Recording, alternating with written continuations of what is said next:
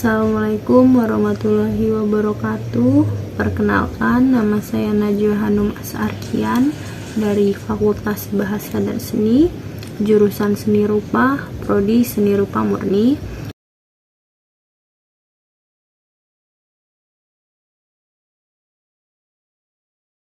Pada hari ini kami kelompok 9 MKU Bahasa Indonesia akan mempresentasikan mengenai artikel dan tata tulis artikel.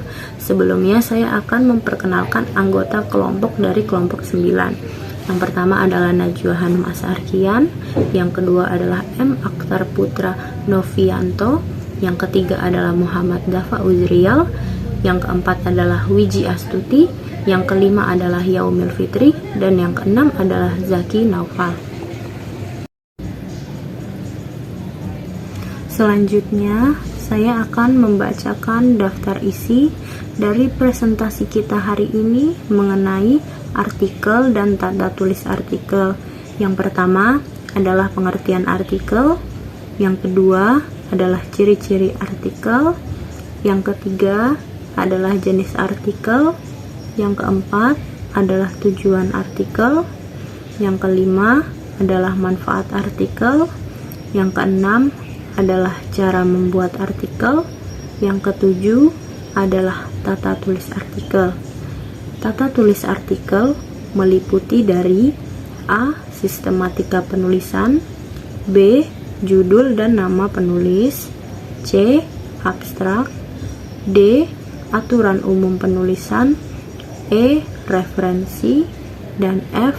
Aturan tambahan. Baiklah, kita mulai saja presentasinya. Yang pertama adalah A. Artikel. Artikel merupakan karya tulis seseorang atau beberapa orang yang dirancang untuk dimuat dalam suatu jurnal atau terbitan tentang kumpulan dari beberapa artikel yang ditulis dengan tata cara ilmiah dan mengikuti pedoman atau konvensi ilmiah yang telah disepakati atau ditetapkan. Menurut Wikipedia Bahasa Indonesia, artikel adalah karangan faktual secara lengkap dengan panjang tertentu yang dibuat untuk dipublikasikan seperti dalam koran atau majalah, dan bertujuan untuk menyampaikan gagasan dan fakta yang dapat meyakinkan, mendidik, dan juga menghibur. Selanjutnya adalah ciri-ciri artikel. Artikel juga memiliki ciri-ciri tertentu. Yang pertama, isi artikel adalah sebuah fakta, bukan sekedar opini. Yang kedua, artikel bersifat informatif yang memberikan informasi berdasarkan fakta atau kejadian yang ada, dan informasi tersebut dapat dipertanggungjawabkan. Yang ketiga, artikel juga memiliki opini dari pemikiran penulis, tetapi pemikirannya didasari oleh data valid dan fakta yang ditulis dalam artikel. Yang keempat, penulis artikel tentunya sangat sistematis agar informasinya yang ada dapat diterima di kalangan masyarakat luas. Yang kelima, artikel menggunakan bahasa yang formal dan baku agar bahasa artikel dapat mudah dipahami dan terasa padat serta berisi. Assalamualaikum, perkenalkan nama saya Muhammad Dafa Uzril dari jurusan Seni Rupa, Fakultas Bahasa dan Seni. Di sini saya akan melanjutkan materi yang disampaikan oleh teman saya. C. Jenis artikel. Yang pertama adalah 1. Narasi. Narasi adalah suatu cerita berisi fakta atau fiksi. Narasi juga merupakan suatu cerita yang terdapat peristiwa atau kejadian dalam suatu runtutan waktu. Dalam peristiwa itu ada tokoh yang menghadapi konflik. Kedua, deskripsi. Deskripsi adalah karangan yang isinya merupakan gambaran mengenai suatu hal atau kejadian sehingga pembaca seolah-olah dapat melihat, mendengar kejadian tersebut seperti nyata dalam imajinasinya. 3. Argumentasi. Argumentasi adalah karangan yang bertujuan untuk membuktikan kebenaran, kesimpulan dengan data atau suatu pendapat atau bukti atau fakta sebagai alasan. 4. Persuasi. Persuasi adalah karangan yang bertujuan agar mempengaruhi pembaca untuk berbuat sesuatu. Pengarang berharap dapat menghibur agar pembaca dapat melakukan hal-hal positif sesuai dengan isi karangan yang dibuatnya. Lalu selanjutnya ada D, tujuan artikel. 1. Mendeskripsikan atau menginformasikan pokok masalah yang telah ada dan diteliti. Kedua, mendeskripsikan batasan-batasan ruang lingkup artikel ilmiah yang telah ada dan diteliti. Lalu selanjutnya ada manfaat artikel, yaitu yang pertama adalah sebagai alat untuk menyampaikan gagasan penulis dalam mengembangkan kreativitas. Yang kedua, dapat melatih berpikir sistematis dan melatih berbahasa secara baik dan sesuai dengan aturan penulisan yang baku. Lalu yang ketiga ada sebagai alat untuk dapat memahami tujuan menulis, sehingga mampu untuk menulis dengan baik. Yang keempat adalah menjadi sarana publikasi hasil pemikiran penulis. Lalu yang kelima ada dapat memberikan informasi yang bermanfaat bagi pembaca dari segi pengetahuan maupun hiburan. Lalu F, cara membuat artikel. Yang pertama adalah gagasan. Sebelum menulis artikel, hal penting yang harus dipersiapkan adalah topik yang ingin dibahas serta menguji beberapa gagasan. Kita harus memastikan seberapa dalam nantinya kita dapat mengulas keterikatan topik artikel yang kita buat. Di sini ada 5 pola yang harus kita ketahui dan kita gunakan. Menurut Slamet Susono ialah: Assalamualaikum warahmatullahi wabarakatuh. Saya Muhammad Akhtar Putra Novianto dengan NIM 23070301330 dari Rombel Manajemen A 2023. Jadi terdapat 5 pola. Yang pertama itu ada penggarapan artikel, pola pertama. Yang kedua ada pemecahan topik. Jadi pola ini harus memukakan masalah yang masih dalam ruang lingkup pokok pembahasan, lalu menganalisa pemecahan masalah yang dikemukakan. Yang pola ketiga ini adalah kronologi. Jadi menggambarkan topik yang sesuai urutan suatu peristiwa yang sedang terjadi. Yang keempat ada pendapat. Pola ini dapat digunakan jika penulis ingin menggunakan pendapat pribadi tentang topik yang ditulisnya. Yang kelima adalah perbandingan. Pola ini memiliki 2 aspek atau lebih dalam satu topik dan memperlihatkan persamaan dan perbedaan yang bisa menjadi referensi dari suatu karya ilmiah yang sedang ditulis. Nah, ada yang kedua, itu kita masuk di pendahuluan. Nah, pendahuluan ini dalam sebuah artikel memiliki peran penting karena berfungsi sebagai bagian pertama yang memperkenalkan pembaca pada topik yang akan dibahas. Ada beberapa alasan mengapa pendahuluan ini dianggap penting dalam sebuah artikel, antara lain yang pertama itu adalah menarik perhatian pembaca, karena pendahuluan yang menarik dapat membuat pembaca tertarik untuk terus membaca. Ini dapat dicapai dengan menggunakan anekdot, fakta menarik, pertanyaan, dan juga pernyataan yang kontroversial. Nah, yang kedua ini memperkenalkan topik artikel. Hal ini membantu pembaca untuk memahami konteks dan pentingnya topik tersebut. Ketiga, ada menetapkan tujuan dan sasaran dari artikel tersebut supaya pembaca dapat mengetahui apa yang dapat diharapkan dari membaca artikel tersebut. Yang keempat ada menguraikan ruang lingkup artikel. Hal ini agar pembaca dapat mengetahui yang akan dicakup dalam artikel tersebut. Pendahuluan ini juga membantu menguraikan ruang lingkup pembahasan dalam artikel. Nah, terakhir ini ada pendahuluan dapat membantu membangun kredibilitas penulis di mata pembaca dengan disajikannya informasi yang terorganisir dan jelas. Dengan demikian, pendahuluan memiliki peran strategis dalam merangkul perhatian pembaca, menguraikan tujuan, memberikan konteks, dan juga menciptakan dasar untuk pembahasan selanjutnya dalam artikel. Nah, selanjutnya ada beberapa cara alternatif dalam membuat pendahuluan untuk artikel sebagai berikut. Nah, yang pertama itu adalah ringkasan. Ringkasan digunakan untuk mengemukakan pendahuluan dari isi artikel secara garis besar tetapi singkat. Nah, yang kedua itu ada pertanyaan yang menarik. Pertanyaan yang berisi ketertarikan atau polemik apa membuat orang merasa tertarik untuk membaca artikel yang dibuat. Yang ketiga ada pelukisan. Untuk membuat para pembaca merasa penasaran dan ingin lebih jauh mengetahui isi dari artikel, kita harus membuat artikel itu seolah-olah menggambarkan fakta dan kejadian. Nah, yang keempat ada anekdot yang sudah disinggung oleh saya tadi. Dapat menjadi daya tarik anekdot ini karena bisa membuat tulisan non-fiksi seolah menjadi fiksi. Yang kelima ada pertanyaan. Pendahuluan dengan menggunakan pertanyaan adalah awalan yang dianggap bagus karena dapat membuat pembaca ini penasaran dan mempunyai keingintahuan yang besar gitu. Nah, yang keenam itu ada kutipan orang lain. Jadi kutipan dari seseorang ini biasanya dari para ahli ataupun ilmuwan dapat membuat pembaca ini menjadi terkesan dan memahami apa yang disampaikan dalam artikel yang dibuat. Nah, yang terakhir ini adalah amanat langsung. Jadi amanat langsung ini adalah awalan seperti ini akan menjadi peranan yang sangat bagus untuk disampaikan sehingga dapat membuat pembaca ini menjadi akrab, seakan-akan menjadi amanat untuk perorangan yang mungkin juga mengalami hal yang sama seperti isi artikel yang akan dibahas.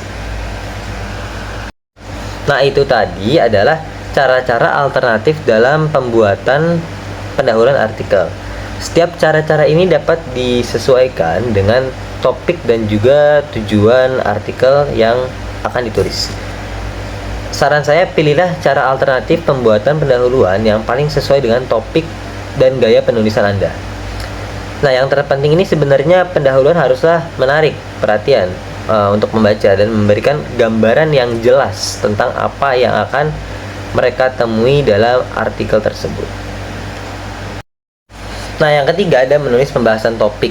Dalam artikel ini memerlukan keteraturan dan kejelasan untuk memastikan bahwa pembaca dapat mengikuti argumen atau informasi yang disajikan. Nah, ada beberapa saran dalam menulis pembahasan topik dari kami untuk artikel. Nah, yang pertama ini susun struktur logis. Jadi, atur pembahasan topik Anda dengan menggunakan susunan yang logis, mulai dengan pengenalan, lalu susun secara berurutan atau tematik agar pembaca ini juga dapat mengikuti alur pikiran dengan mudah. Terus ada lagi saran yang selanjutnya, gunakan paragraf yang jelas. Jadi setiap paragraf sebaiknya memiliki satu ide utama atau subtopik, dan gunakan kalimat yang jelas dan berfokus pada pokok pembahasan.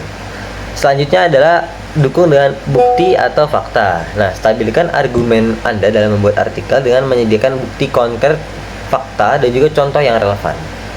Terus ada lagi saran dari saya itu, terapkan ketertarikan antara paragraf. Jadi pastikan adanya keterkaitan dengan paragraf-paragraf dan juga gunakan kalimat penghubung atau transisi untuk membantu pembaca mengikuti alur pemikiran dari satu ide ke ide lainnya. Terus yang selanjutnya, saran selanjutnya, pertimbangan perspektif. Jadi pertimbangan ini untuk menyertakan perspektif atau pendapat yang berlawanan. Nah, ini juga dapat memberikan keberimbangan pada artikel dan meningkatkan keakraban dengan berbagai macam-macam sudut pandang. Terus ada lagi selanjutnya, hindari redundasi. Yang saran selanjutnya. Terus yang terakhir adalah sajikan argumentasi dengan logika. Nah, ini penting karena logika yang kuat dalam menyusun argumen ini dapat menghindari kesalahan logika dan pastikan bahwa setiap langkah dalam argumen ini memiliki dasar-dasar yang kuat.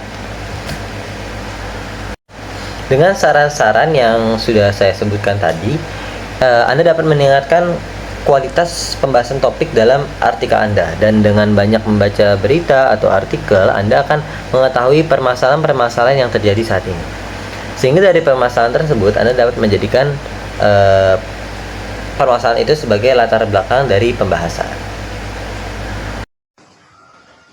Sebelumnya, izinkan saya memperkenalkan diri. Nama saya Yomil Fitri. Saya dari Pendidikan Sosiologi dan Antropologi dengan NIM 230307777. Di sini saya akan melanjutkan pemaparan materi yang telah kita diskusikan mengenai pembuatan artikel pada poin nomor 4, penutupan artikel. Penutupan artikel sendiri merupakan bagian yang paling penting dari sebuah artikel. Di dalam penutup artikel memuat berbagai kesimpulan yang penting, yaitu isi artikel secara keseluruhan, amanat, ajakan maupun saran. Pada poin nomor 5, merupakan poin yang tidak boleh kita lewatkan, yaitu periksa isi artikel. Langkah yang paling akhir adalah langkah yang tidak boleh kita lewatkan, pemeriksaan terhadap artikel yang telah kita buat. Apakah artikel tersebut sudah memenuhi standar penulisan artikel yang baik dalam kepenulisan, ataupun artikel kita sudah tersampaikan dengan jelas maupun kurang jelas. Selanjutnya, saya akan memaparkan materi mengenai tata tulis artikel. Pada tata tulis artikel, terdapat di poin nomor 1, sistematika penulisan. Di bagian awal, terdapat judul, nama penulis, dan abstraksi. Sedangkan di bagian utama berisi pendahuluan, metode, hasil, dan pembahasan, simpulan, serta saran. Pada bagian akhir, terdapat ucapan terima kasih, keterangan simbol, dan daftar pustaka. Perkenalkan, nama saya Yakin Naufal Karim, NIM 2302 110045. Di sini saya akan melanjutkan materi dari Yaumil, yaitu 2, judul dan nama penulis. A. Judul dicetak dengan huruf besar atau kapital, dicetak tebal, bold dengan jenis huruf Times New Roman font 12, spasi tunggal dengan jumlah kata maksimum 15. B. Nama penulis ditulis di bawah judul tanpa gelar, tidak boleh disingkat, diawali dengan huruf kapital, tanpa diawali dengan kata oleh urutan penulis adalah penulis pertama, diikuti dengan penulis kedua, ketiga, dan seterusnya. C. Nama perguruan tinggi dan alamat surel atau email. Semua penulis ditulis di bawah nama penulis dengan huruf Times New Roman font 10. 3. Abstrak. Abstrak ditulis dalam bahasa Inggris, berisi tentang inti permasalahan atau latar belakang, cara pemecahan masalah, dan hasil yang diperoleh. Kata abstrak dicetak tebal atau bold. 2. Jumlah kata dalam abstrak tidak boleh lebih dari 250 kata dan diketik 1 spasi. 3. Jenis huruf abstrak adalah Times New Roman font 11, disajikan dengan rata kiri dan rata kanan, disajikan dalam satu paragraf dan ditulis tanpa menjorok atau inden pada awal kalimat.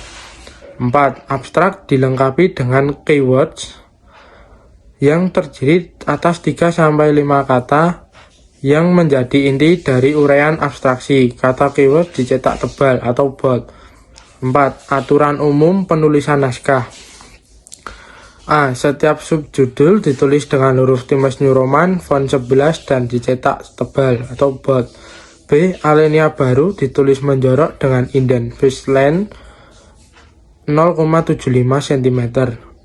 Antar alinea tidak diberi spasi. C. Kata asing ditulis dengan huruf miring. D. Semua bilangan ditulis dengan angka kecuali pada awal kalimat, dan bilangan bulat yang kurang dari 10 harus dieja. Yang E.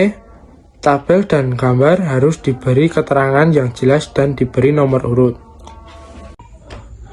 5. Referensi. Penulisan pustaka menggunakan sistem Harvard referencing standar. Semua yang tertera dalam daftar pustaka harus dirujuk di dalam naskah. Kemutakhiran referensi sangat diutamakan. A. Buku, penulis 1, penulis 2, dan seterusnya. Nama belakang, nama depan disingkat. Tahun publikasi, judul, buku cetak miring, edisi, penerbit, tempat publikasi. Contoh, Obrin, JA, dan JM, Marrakesh 2011, Manajemen Information System edisi 10, McGraw Hill, New York, US. B. Artikel jurnal, penulis 1, penulis 2, dan seterusnya. Nama belakang, nama depan disingkat. Tahun publikasi, judul artikel, nama jurnal, cetak miring, font, nomor, rentang, halaman. Contoh, Chartige J 2011, Crossing Bundes using fact and fiction in adult learning, the Journal of Artistic and Creative Education 6/194/111. Terima kasih dari saya. Sekian.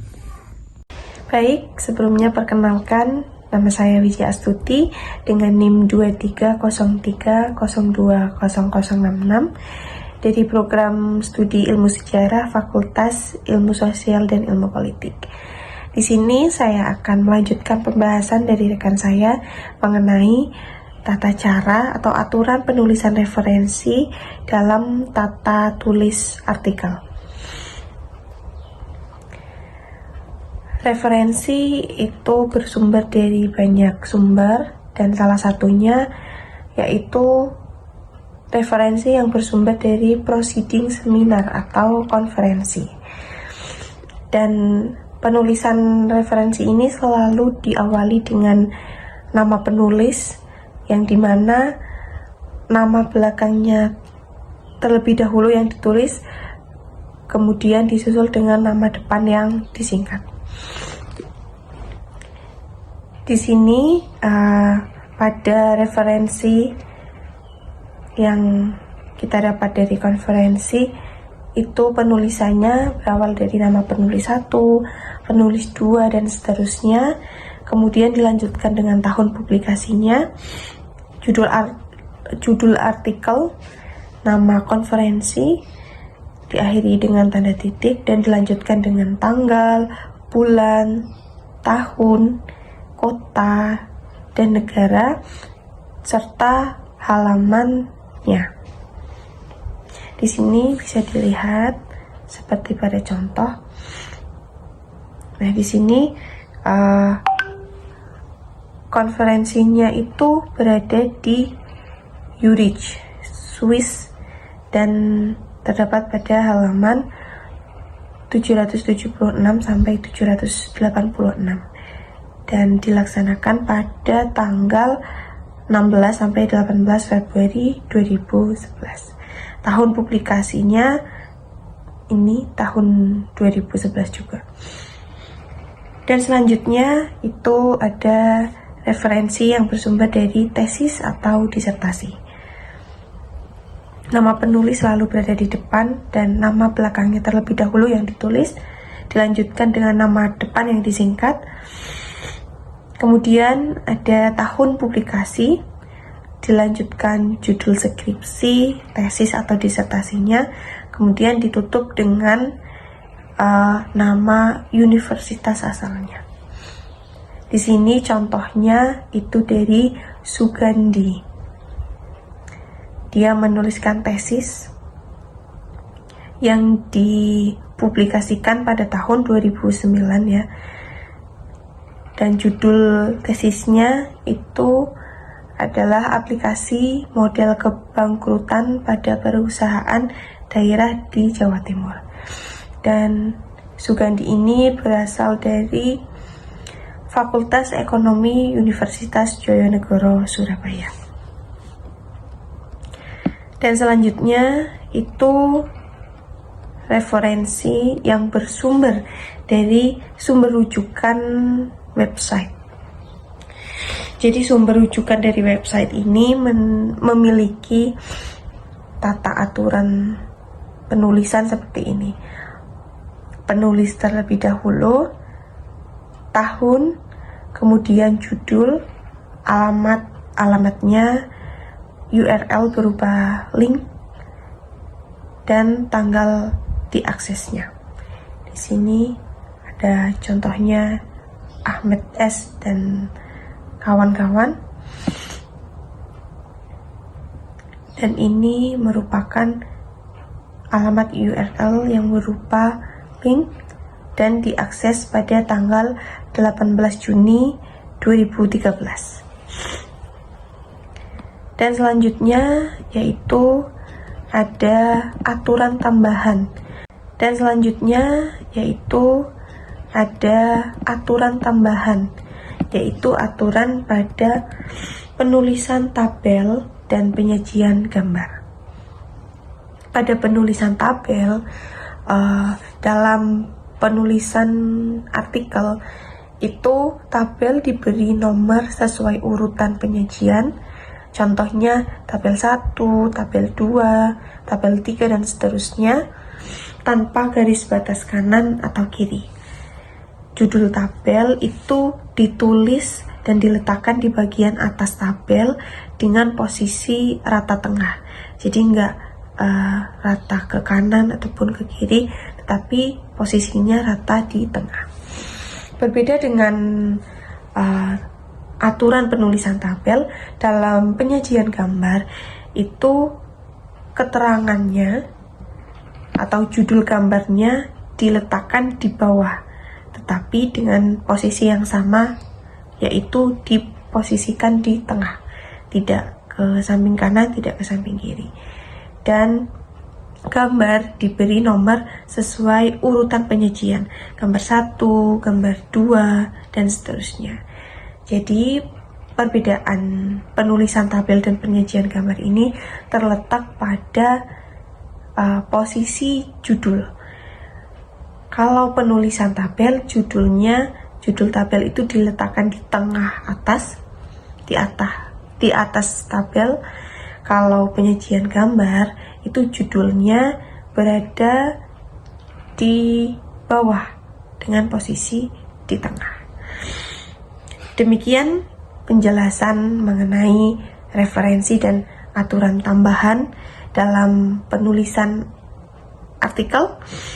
Dan sekian presentasi dari kelompok 9. Apabila terdapat banyak kesalahan, kami memohon maaf. Billahi taufiq wal hidayah. Assalamualaikum warahmatullahi wabarakatuh.